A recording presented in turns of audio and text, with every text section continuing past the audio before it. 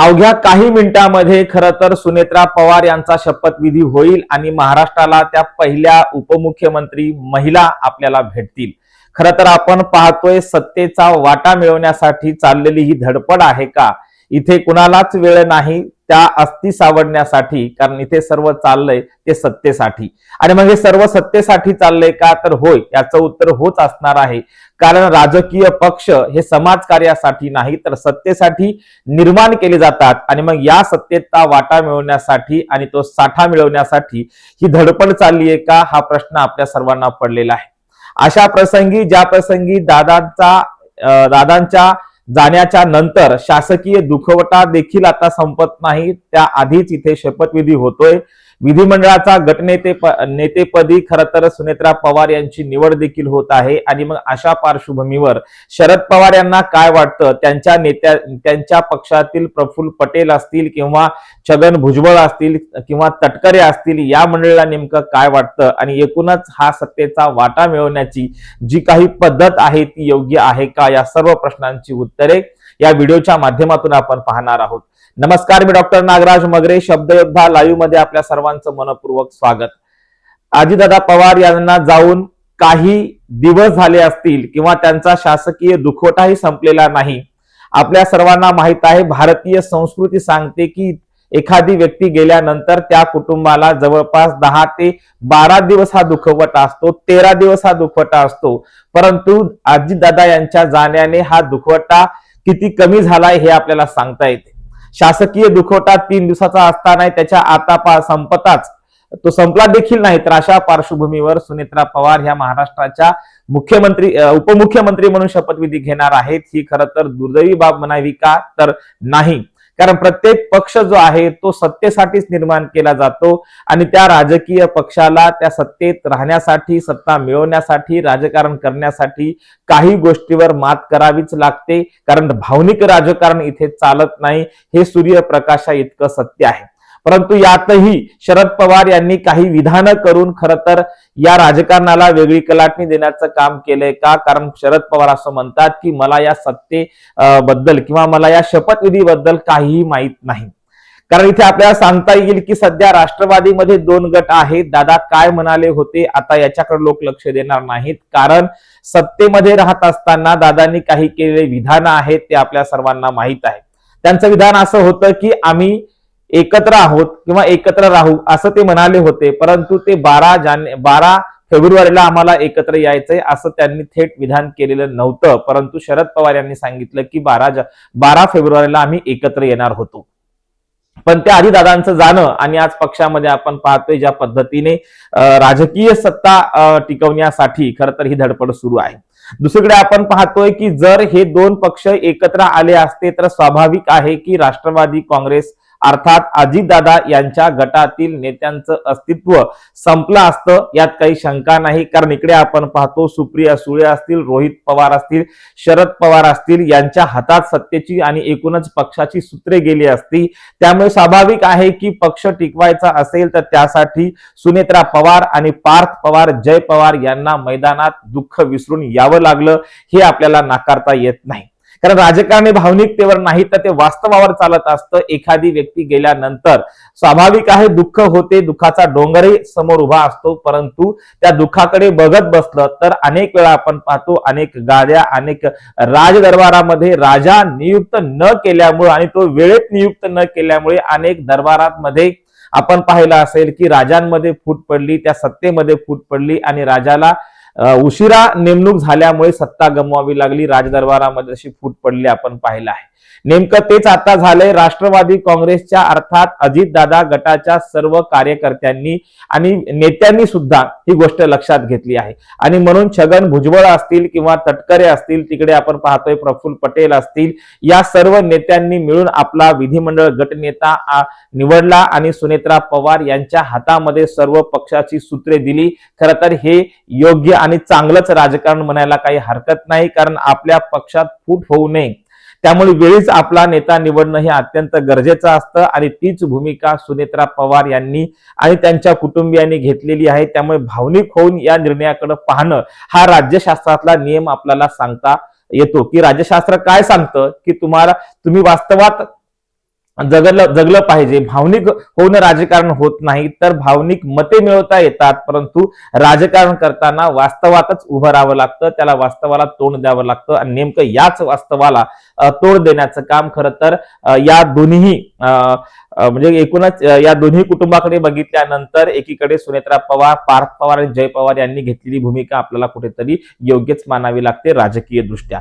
आणि दोन्ही राष्ट्रवादी एकत्र येणार होत्या असं मत जरी 12 फेब्रुवारीला एकत्र येणार होत्या असं मत जरी शरद पवार यांनी व्यक्त केलं असलं तरी ते तसं असेलच असं नाही, कारण यामध्ये शरद पवार यांना खरं तर एका दगडात दोन पक्षी मारायचेत का हा देखील प्रश्न पडतो. कारण असं म्हणालो तर जो काही दादाच्या पक्षाकडे लोकांचा भावनिक जो काही लाट आहे ती लाट थांबवायची आहे का हा देखील प्रश्न पडतो.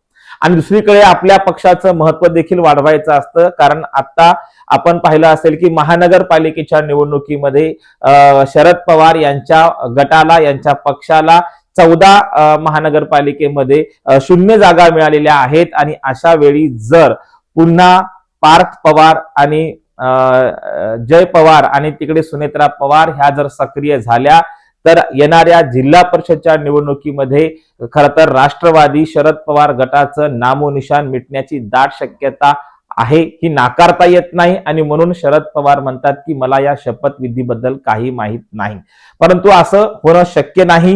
ह्या सर्व घडामोडी जेव्हा आपण पाहतोय तेव्हा राजकीय सत्ता मिळवण्यासाठी हे सर्व चाललेलं आहे. आणि म्हणून महाराष्ट्राला आता पहिल्यांदाच महिला उपमुख्यमंत्री मिळणार आहेत आणि ती देखील एक कौतुकाची बाब आहे. सर्व दुःख बाजूला सारून आपल्या पक्षासाठी आणि आपल्या खरं तर आपण पाहतोय की एकीकडे एक संस्कृती सांगते, ती भावनिकतेनं सांगते, दुसरीकडे मात्र वास्तवात जगावं लागतं. आणि सुनेत्रा पवारांचा हा निर्णय खरं तर वास्तवाला धरून असल्याचं मतही अनेक नेटकऱ्यांनी व्यक्त केलेलं आपल्याला दिसून येते. दुसरीकडे आपण असं पाहतो की दादा गटाने अजूनही या बाबतीत खुलासा केलेला नाही.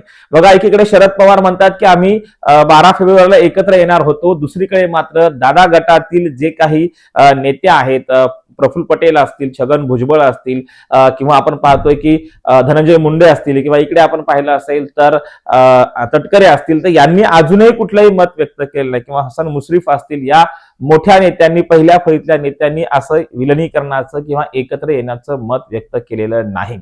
कारण जेव्हा दादानी सांगितलं होतं की घड्याळीवर तुम्ही लढा, तेव्हा शरद पवार यांच्या गटाने घड्याळ या चिन्हावर लढायला नकार दिलेला होता. तेव्हाच आपल्या लक्षात येतं की त्यांना घड्याळ या चिन्हावर लढायचं नव्हतं. आणि दादांनी तेव्हाच ठरलं होतं की आपल्याला ज्या पद्धतीनं जायचं आहे, त्यांनी त्यांची जी काही दादा पद्धत ठरवली होती ती पद्धतच त्यांनी अवलंबली. आणि त्याचा आता पुन्हा कित्ता गिरवण्याचं काम जे आहे ते सुनेत्रा पवार, पार्थ पवार आणि जय पवार यांनी केलेलं आहे.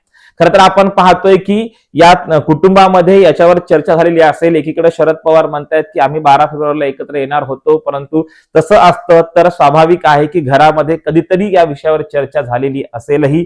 परंतु तशी चर्चा झाली असती तर आज जो निर्णय सुनेत्रा पवार यांनी घेतला आहे तो घेतला नसता, किंवा आपल्या पहिल्या फळीतल्या नेत्यांसोबत तशी चर्चा केली असती तर आज असा निर्णय खरं तर दादा गटाने घेतलेला नसता. याचाच अर्थ दादा गटातून या संदर्भाने म्हणजे 12 फेब्रुवारीच्या संदर्भाने, एकत्र येण्याच्या संदर्भाने कोणतीही चर्चा समोर आलेली नाही, कोणतेही विधान त्यांच्याकडून आलेलं नाही, किंवा कोणी त्या संदर्भात काहीही बोललेलं नाही. याचाच अर्थ दादा गटाला एकटंच जायचं होतं हे नाकारता येत नाही. आणि तो निर्णय सुनेत्रा पवार यांनी घेतलेला आहे.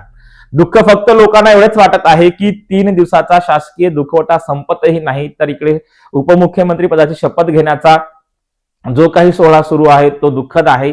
परंतु त्या सोहळ्यासाठी जाणं, तो सोहळा घेणे आणि शपथेला उभं राहणं हे देखील एका कणखर महिलेचंच लक्षण आपल्याला मानावं लागणार आहे. कारण आपले कार्यकर्ते, आपले नेते, आपला पक्ष, दादाचा पक्ष हा वाऱ्यावर न सोडता स्वतः लीड करण्यासाठी जय पवार असतील, पार्थ पवार असतील आणि सुनेत्रा पवार पुढे येत असतील तर ही कौतुकाची बाब आहे. राजकारणातला हा नियम आहे, राज्यशास्त्र याच नियमाला मान्यता देते. एकूणच काय तर पक्ष बळकट करण्यासाठी, अंतर्गत बंडाळी टाळण्यासाठी, पक्षाची फूट टाळण्यासाठी, बंडखोरी टाळण्यासाठी सुनेत्रा पवार यांनी घेतलेला निर्णय हा कौतुकास्पद आहे. या निर्णयाकडे खरं तर आपण राजकारण म्हणून पाहिलं पाहिजे, ना की याच्याकडे भावनिक म्हणून आपण पाहिलं पाहिजे. सत्ता साम्राज्य अनेक ठिकाणी राजा उशिरा नेमल्यामुळे उद्ध्वस्त झालेले आहेत आणि अशा वेळी राजा उशिरा नेमल्याने जर सत्ता आणि साम्राज्य उद्ध्वस्त होणार असतील तर त्यावेळी राजा नेमावाच लागतो, उत्तराधिकारी नेमावाच लागतो. हे खरं तर राज्यशास्त्राच्याच नियमामध्ये आहे, त्यामुळे हे आपल्याला नाकारता येत नाही. त्यामुळे हा पक्ष विलीन केला असता तर स्वाभाविक आहे सुप्रिया सुळे, रोहित पवार, शरद पवार यांच्या हाती पक्षाची सूत्र गेली असती, तर या पक्षात डाव्या गटामध्ये असलेल्या या पहिल्या फळीतल्या नेत्यांनी काय करायला पाहिजे होतं, तर स्वाभाविक आहे की दादाचा पक्ष त्यांनी पुढेच घेऊन जायला पाहिजे. तो निर्णय त्यांनी घेतलाय. त्यामुळे महाराष्ट्राला पहिल्यांदा महिला मुख्यमंत्री उपमुख्यमंत्री भेटत आहेत आणि ते खरं तर हे ऐतिहासिक क्षण आहे आणि अशा वेळी खरं तर दुःख तर आहे, दुःखद घटना तर आहेच आहे, परंतु एकीकडे मात्र आपल्याला हेही सांगता येतं की खंबीरपणे सुनेत्रा पवार पुढे आल्या. त्यामुळे सुनेत्रा पवार यांनी दिलेला खासदारकीचा राजीनामा आणि विधिमंडळाचं गटनेतेपद स्वीकारणं ह्या गोष्टी खरं तर त्यांच्यातल्या एका कणखर लेडीचा खरं तर हा प्रत्यय येत आहे आणि त्या पुढे येत आहेत. ही कौतुकाची बाब आहे.